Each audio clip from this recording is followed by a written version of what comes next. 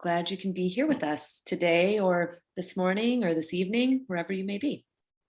And Cornell, such a pleasure to have you here. Thanks for having me. I'm excited. I've been waiting for this. I know, likewise, likewise. Yeah, new year, new webinar.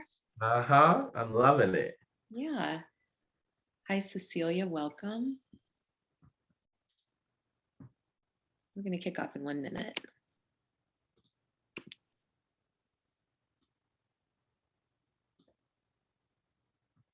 Hello. All right. Well, welcome those of you dialing in, and welcome Cornell to Diversity, Equity, and Inclusion Strategies for Startups. By way of introduction, Cornell Verdeja-Woodson is Director of Diversity, Equity, and Belonging at Headspace, and he's the founder and CEO of Brave Trainings. He earned his BS in Communication Management and Design from Ithaca College. After teaching high school English in Atlanta, Cornell went on to earn his master's in Higher Education and Student Affairs Administration with an emphasis on social justice from the University of Vermont. He has spent his career spanning over 10 years, engaging people in difficult conversations that have led to a deeper understanding of the world around us. And I would argue of ourselves as well. Yes. And I applaud this work because having difficult conversations is a difficult job. Yes, and, on that note, I think just establishing the foundation of psychological safety is extremely important. So I encourage those of you that would like to submit questions in the chat, consider this a space to pick Cornell's brain, a space of psychological safety. Feel free to ask us your questions. Yes. And as I see those come in, Cornell, I may interrupt you as we move along and insert those, but I would love to just kick off with more about you, your work at Headspace, and what diversity, equity, inclusion, and belonging looks like at Headspace. Yeah. So if you could just start with us from how you came into this field from your background in education and training, a little more context there. Absolutely. If you read the the summary section of my LinkedIn, the first line says, I never imagined a career in diversity, equity, and inclusion when I was thinking about the mark I wanted to leave on the world. I thought I was going to be a doctor. I was going to be an OBGYN. I was pre-med in college. But the universe sends you where it needs you. I started in this work as a Teach for America teacher. I was really faced with my own sense of privilege. I had grown up in Camden, New Jersey. If folks don't know about Camden, New Jersey, it's on the East Coast of the United States, and what has been labeled one of the poorest and worst education systems in the country for a number of years, right? So oldest of 5 kids, right? So I came from that environment, did Teach for America, working with students who come from similar backgrounds in Atlanta, but I went into that with this, I'm gonna save them, right? I've got what they need. And my kids quickly informed me that, in fact, you have no idea what it's like to be us, even though we're all Black and many of them were Latina or Mexican, but I did not understand their unique experiences. So that was the first time I was faced with this, well, you don't have it all, and this is a partnership and not saviorism. And so from there, this whole DEI, equity, inclusion work really became a big part of my life. I started doing workshops with other teachers about what belonging looks like in the classroom, right? How do we meet our kids where they are and meet their needs? And then left education in general because I just really felt that I could have a bigger impact on the world working in the corporate space. Higher ed, if anyone's ever worked in higher ed, it is a slow moving machine. And I was just ready to do more. And so made that pivot over into tech about 3 years ago, because I just wanted to have a bigger impact on a global scale as well. Wonderful. That's great. And Headspace is such a fantastic company, obviously has a focus on mental health with resources for companies as well, and individuals. Yeah. So what does diversity, equity, and inclusion and belonging look like as a department, as a philosophy at Headspace? Can you share a little bit about that? Absolutely. So if you've read the news, we've gone through a recent merger, so it is everywhere right now. So, as you're building this new company, which is now Headspace Health, it's a real opportunity to ensure that it's embedded in everything that we do, in the development of our new vision, in the development of our new mission, in the way in which we structure the organization from the senior leadership level to down to, individual contributors. And so right now we are in that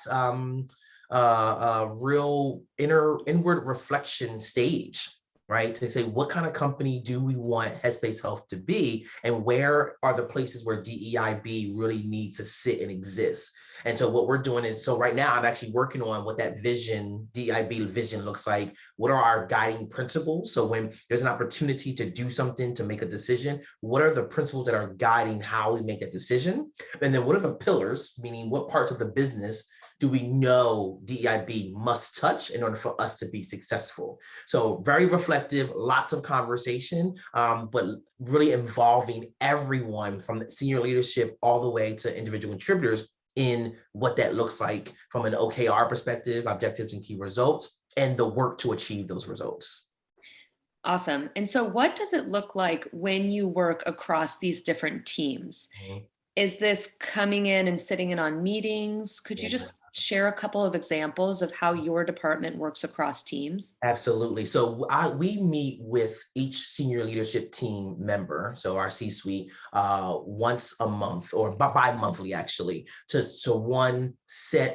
understand where they currently are. So we look at their specific data. We look at their people data, so their hiring, their attrition, their pipeline, all those different things. But then we also look at the goals that they've already set for themselves. So let's say, for example, marketing, right? What goals or what projects, what initiatives has marketing already set for themselves? And then we work with them to identify how DEIB impacts that work. So if we're launching a new brand campaign, what does DEIB look like? What are the goals that we can set for what that initiative looks like from a diversity, equity, inclusion, belonging standpoint? And we do that with every single senior leader. And yes, lots of meeting. One thing I tell people is that the role of a DEIB leader is a super influencer. We don't own anything that we have to help. I hate to use the word fix, but improve, right? Mm-hmm. And so we spend a lot of time listening and trying to help people understand how can we infuse this in it. And that means sitting in a lot of meetings, one-on-ones, but also their all hands and things of that sort. Well, I think that's really interesting and a fantastic point. I was speaking with a friend who's actually a psychologist and does a lot of work in DEI with companies.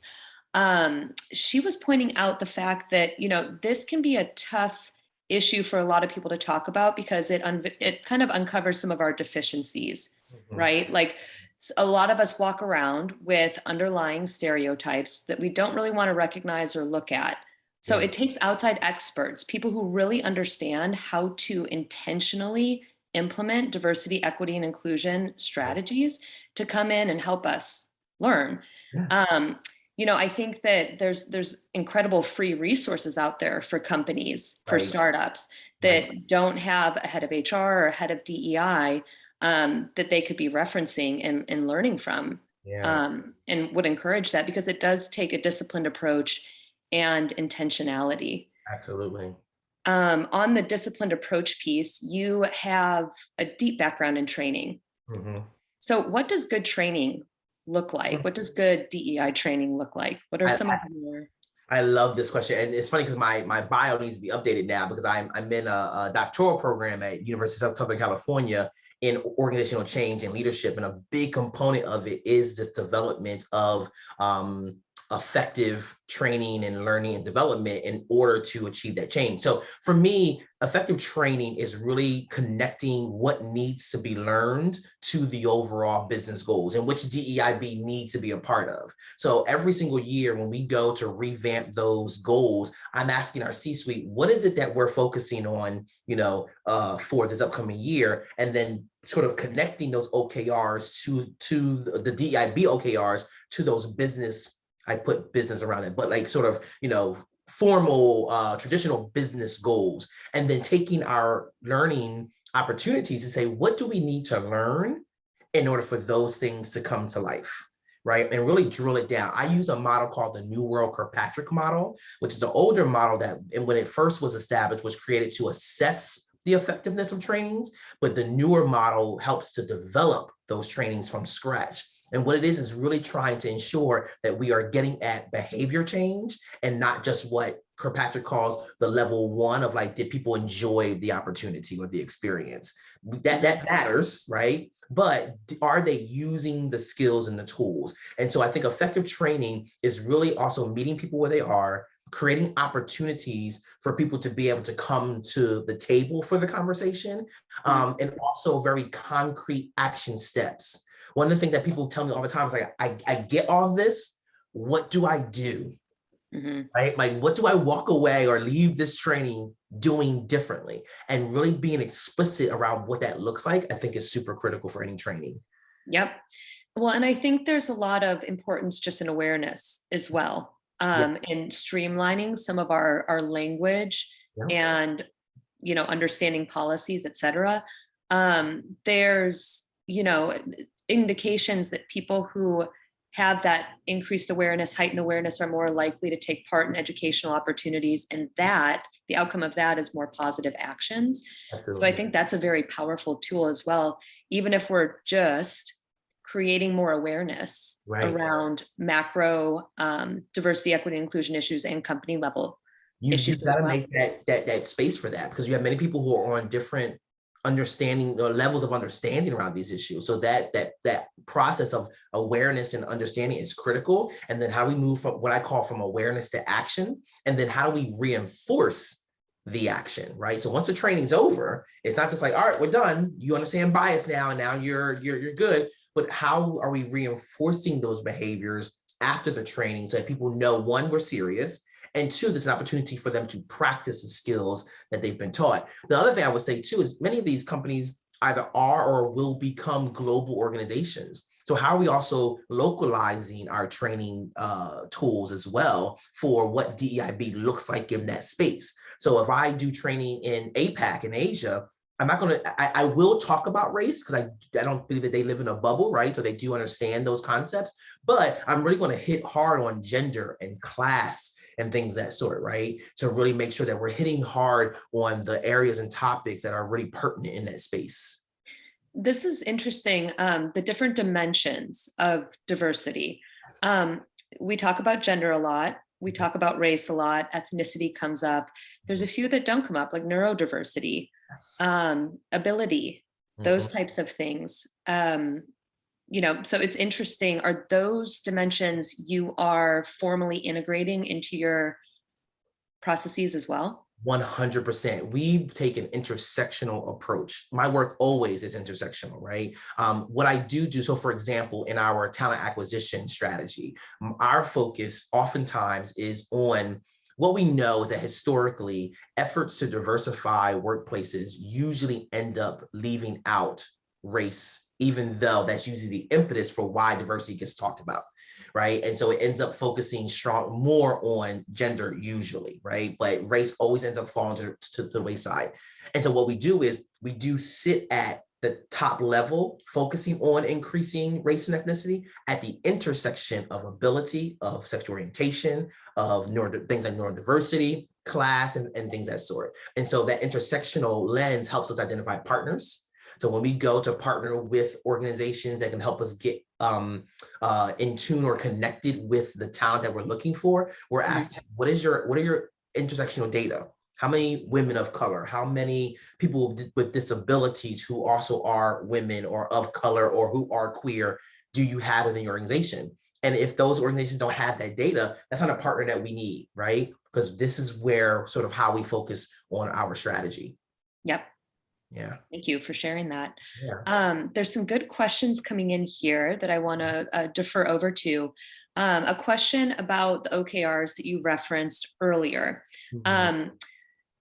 This is a great question. What do the metrics look like at a more nuanced level that you're tracking? We talked about this in our prep call earlier. Looking at diversity representation is a little easier than looking at metrics related to inclusion or belonging. Yeah.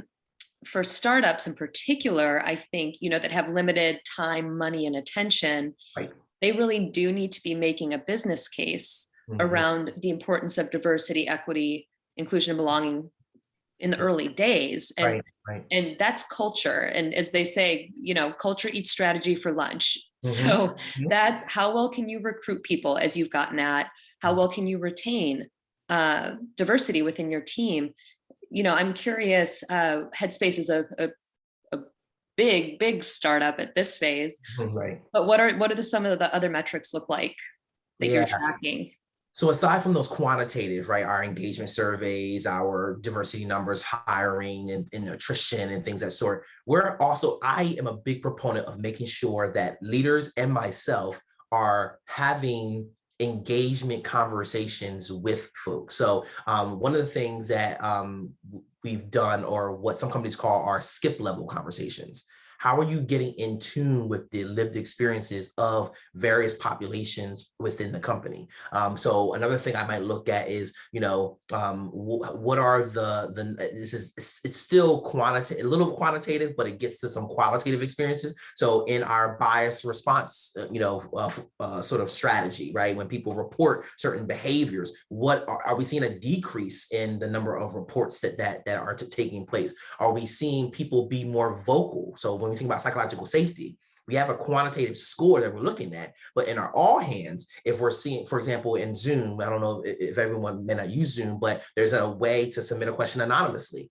Are we seeing a decrease in the number of people who are using the anonymous feature to ask their really hard question, right? Are we seeing an increase in people going, yep, I'm Cornell and I'm asking this question and I want to know an answer? Those are some of the other things that give us a sense of like, oh, we're moving in the right direction, because at the top of the game, we saw that people were really afraid to share and say what they needed to say. And now we're seeing more people be very bold and say, no, I want to ask this question and I don't need that anonymous feature. But it's the stories.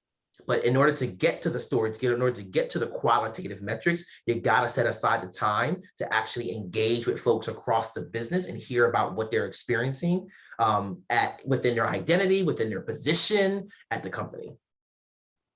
Awesome. That makes sense. Thanks for sharing some of those specific examples. That's Absolutely. really interesting. Yeah. There's another great question in here. Mhm. In terms of getting disciplined, intentional, systematic when you're an early stage startup around diversity, equity, inclusion. And I have a guess about what your answer to this might be. Yeah, you probably do. But I'm not sure. What would you recommend for startups? Like, I think this question gets at, where do you get started by deeply and consistently is the word I'm looking for, implementing diversity, equity, inclusion, and belonging when you're an early stage startup? I actually think that it has to be at that stage, right? The question then becomes how, right? So do I expect a startup to hire a chief diversity officer? Not necessarily. I don't think that is necessarily has to be the thing that you do, right? Because It has most to be the founder.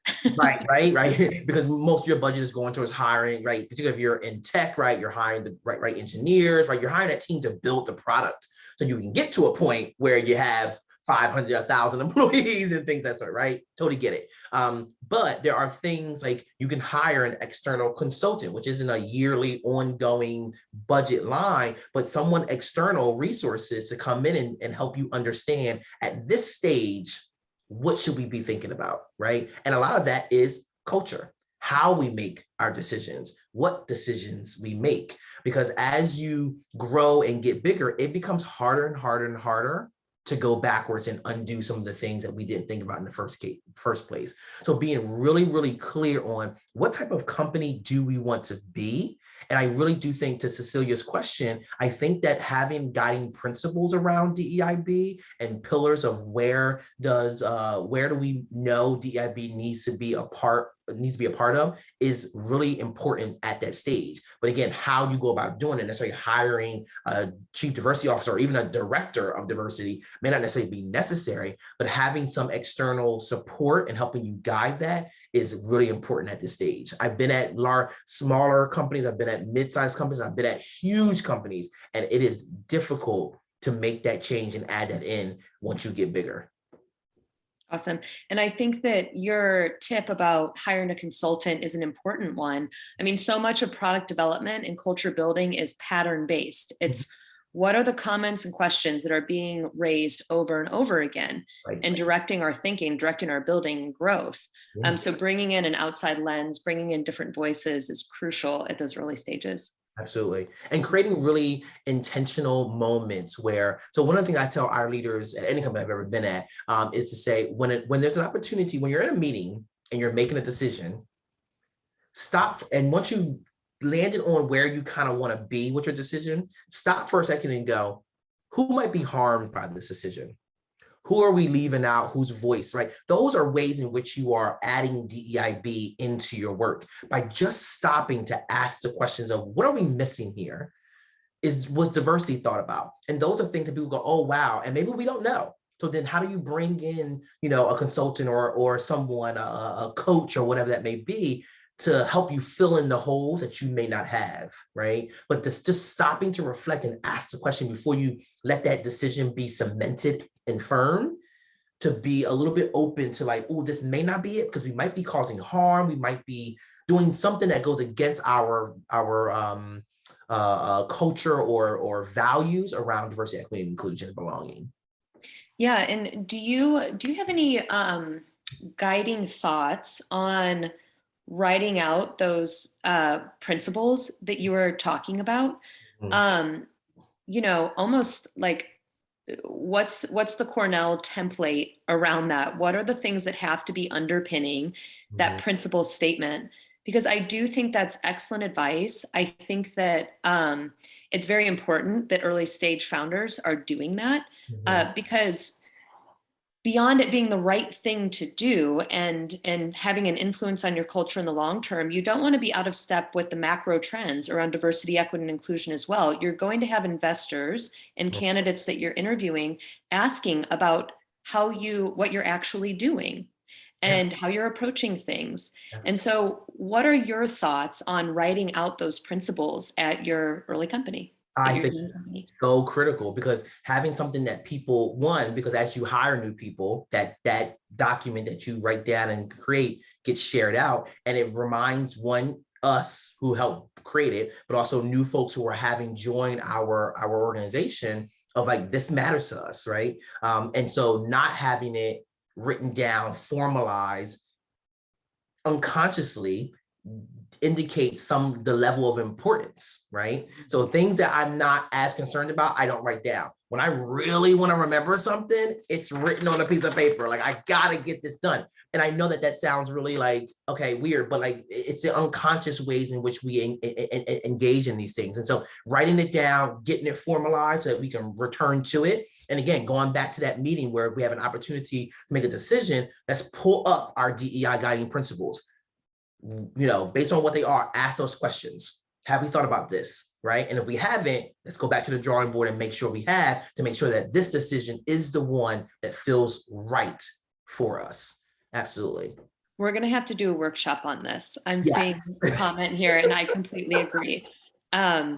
Let's find the time to do that, because I think that would be a really important one for. I love that. Early stage founders. We're doing this right now at Headspace, and we started off with our DEIB team asking, what does 5 years for Headspace Health look like from a DEIB perspective? What do we want to look like, feel like, sound like? What do we want people to say about us, both employees and external folks, our customers? And that led to the guiding principles of how do we get to that vision? Just a quick little synopsis of what that looks like. But yeah, I love that. Awesome. There's another great question here. And these stop and consider moments that you were talking about, that carry a lot of weight. Are you using consequence scanning as a tool and stakeholder mapping frameworks? So we know that these have been pretty widely formalized and proliferated, especially by tech companies. Like you look at Microsoft, right? Consequence scanning, stakeholder engagement mapping. Does it get that technical when you're dealing with the nuances of diversity, equity, and inclusion and belonging? I think it should. And the point right now, it does not. And that's why we see the very varied ways in which DEIB is embedded into the work. Because when we do business, I keep putting quotations around this, when we do business related stuff, we use all those tools, right? Because we take those seriously. They need to be done well. We need to be written down. They need to be formalized. And so that sort. We need to do the same thing with DEIB in order for it to really become a part of the fabric of how we do it. For a startup, maybe not necessarily right away, but just getting into the practice of constantly asking and engaging in conversation around those guiding principles when we're making decisions and changes around our product, who we do business with, who we ask, who we consider as investors, right? Those things become really important. And then as we continue to formalize a lot of different things, because when you're in a startup, there's not a lot that's always formalized because you're trying to build it as you fly it, right? But as you begin to formalize things, DEIB needs to be a part of that. Understanding how these things impact all of our stakeholders, what matters to them, and all those things. And what happens if we don't do this? What happens if we make a decision that goes against this value? What are the things that we can expect might come up? Are we willing to deal with those consequences, right? Right. Yeah. Right. So yeah, and even if you don't have the whole thing, the whole game plan, I mean, I think when you're building tech, and this should be the same for when you're building culture, which is a tangible thing in a lot of ways, there is an expectation that you're stopping at different milestones in the product development process to reflect on important questions of, unintended consequences, ethical considerations of the product you're building, et cetera. And I think it makes sense that we would be doing that as well at on the culture dimension. Absolutely. Who do we want using our product? Who do we vision, right? Headspace, before we merged, our vision was to improve the health and happiness of the world. That's a lot of people, right? That's people of color, that's people with disabilities, that's people who are, who immigrated here. That's so many different people. How does our product design and development and iteration reach those people and meet those needs, right? And same thing with our culture. Who do we see working at our company? Who do we want here, right? And what do those people look like? What are those needs? How do we build a culture that meets the needs of those individuals? One thing I want to be very clear on, though, is that perfection does not exist. And I think it's important at the startup level to really understand that mistakes will always be made no matter how intentional you are. I've been doing this work for over 12 years and I make mistakes every single day. The question becomes, how do I respond in the moments when I make the mistake? Yep. Right? Do I make excuses? Or do I go, oh, darn it, we didn't get that right. Let's do it better next time. Let's figure out what went wrong and let's do it better. Yep. And I also want to underscore the point that we are not expecting everybody to be an expert. That's right. There are experts like you in this. I don't know everything. And so consult the experts, consult the resources. There's a lot of great free resources, again, that are out there. Consult the work of the people who do identify as experts in this, because we all can grow and develop in this field. And obviously it's a field that needs to be moved along. Absolutely.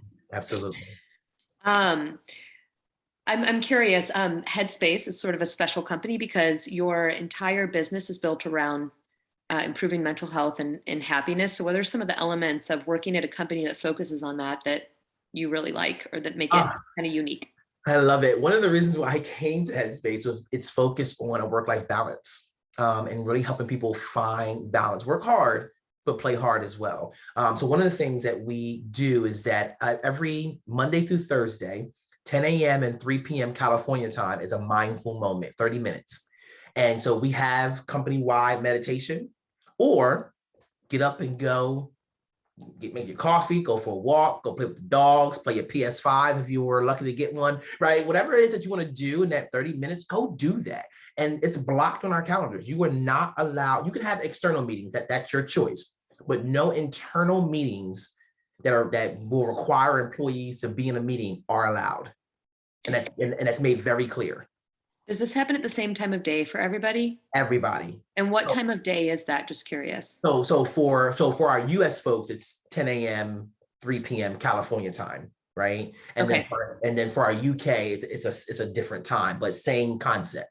No meetings are allowed. And our CEO, prior to Russ, our new CEO being here, she was very adamant about that. no meetings are allowed. That is people's time to get up, walk away from these computers and go do something that brings them joy. I used to go get my hot tub for 30 minutes. I used to go do that. That sounds like a good plan. It's amazing. And then the other thing that we do that we started doing at the top of the pandemic and that we will continue on even after this is over, is Fridays are mind days. So every other Friday is a no meeting Friday. No meetings are allowed to happen. And the other Friday is a complete day off. Complete day off. Awesome. Yeah. And like they're very serious. Like if I'm caught online, my boss will go, "What are you doing? Why are you online?"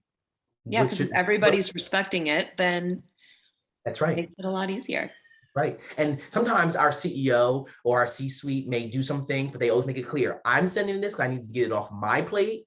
Do not respond to this until Monday, until you come back. That. Yeah. And like making it very clear, giving people that permission and that empowerment, do what needs to be done for you, get your work done, but do what you need to do in order to come back and be able to be ready to get good work done. Yep. Awesome. Yeah. I love that. Thanks for sharing that. I do too. I'm going to shift to a more serious topic. Okay. So there's a question we have here about moving the conversation past diversity hiring. Mm-hmm. This applies at all levels, and I think at all industries, even in the venture space. It applies obviously for startups, thinking about things in those terms, but also in the venture space in terms of capital allocation. Some LPs think about allocating to diverse funds just because they're run by somebody who's non-white or by a woman. And it is an industry that is still very white, male dominated. Right. In venture, we've seen a little bit of progress in terms of gender diversity, but less equitable, not much movement in terms of equitable representation for Black and Latinx partners.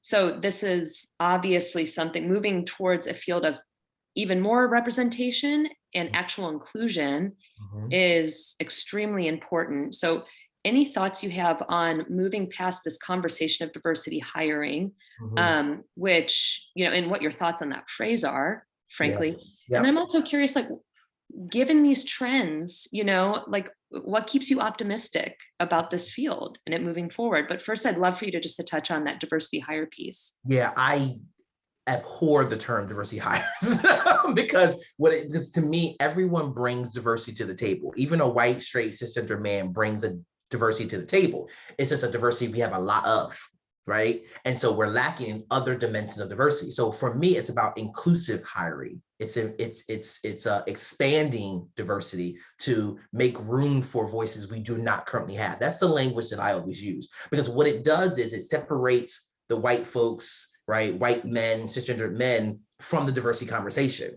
right? There's so much research. Right. My dissertation is actually on this topic, is how do we engage white, straight, cisgendered, heterosexual men into this conversation? And all the research says that I'm not a part of diversity. Like, no, you are. We just have a lot of you right now, and we need to increase those other voices. So I move away from that piece in terms of that. I think that inclusive hiring always has to be a part. So it's not about, for me, moving past it. It's about including more aspects of this thing called belonging and equity, right? That includes inclusive hiring, but it also includes how do we retain those folks in the space to begin with. So you can bring them in, but if your bowl is leaking, what you bring in is going to keep falling out of the bottom, right? So you can plug that hole. And a lot of that is, what is my experience once I get here, right? How do you onboard me? How do you involve me in growth opportunities, right? The experiences just at the water cooler, right? And the things that people say are all the things that we need to really be thinking about. And it gets back to, I think it might've been Cecilia's question around, the qualitative, no, it was the qualitative ways in which we understand people's experiences in the workplace. But guess what? What we've learned in the last 2 years is that it's not just in the workplace, it's what people experience outside of the workplace and how we provide support and space for that, but also not perpetuate those things in the workplace as well. So to Cecilia's point, it needs to be a full, well-rounded approach to really ensuring that our organizations are inclusive, equitable, and full of belonging, and it includes inclusive hiring, but it also includes all those other things. And even when you come out even further, that's just people oriented. What about our brand? What about our product? What about how our customers feel? What about our social impact efforts? All that impacts the people who work for you as well. And so they see that you care about those things in these aspects. They're like, yes, this is a company that does good, and I want to be a part of that. That helps retain folks as well. And on that note, I think that the way that sort of trickles down to the early stage startup level is also, it's beyond who you're recruiting to your team. It's what legal services are you using? What kind of consultants are you using? What bank are you using? Are you spending your money? Makes a difference. Absolutely, absolutely. So thinking about that as part of your diversity, equity, and inclusion strategy or culture 100% makes a difference. 100%. And also thinking about what are the social impact efforts that we want to be involved in. Don't boil the ocean, right? Everyone can't be Ben and Jerry's. Ben and Jerry's focuses on 9 different social impact issues, which I love, but they can do that, right? But at a startup, what's the one thing from a social impact standpoint that we really, have skin in the game, right? Have some, not only say authority, but some expertise in, right? Our thing is mental health. And we focus on youth mental health at the intersection of racial injustice, gender equity, and trans rights, right? Those are our issues that we know we can have some say in because that's our stuff. What's your stuff, right? So if you're a tech company, it could be gender equity within tech. It could be racial equity within tech in terms of representation. What's that 1 or 2 social impact efforts that you want to be involved in that shows not only your employees, but your customers we care and we're doing something about it. Yep.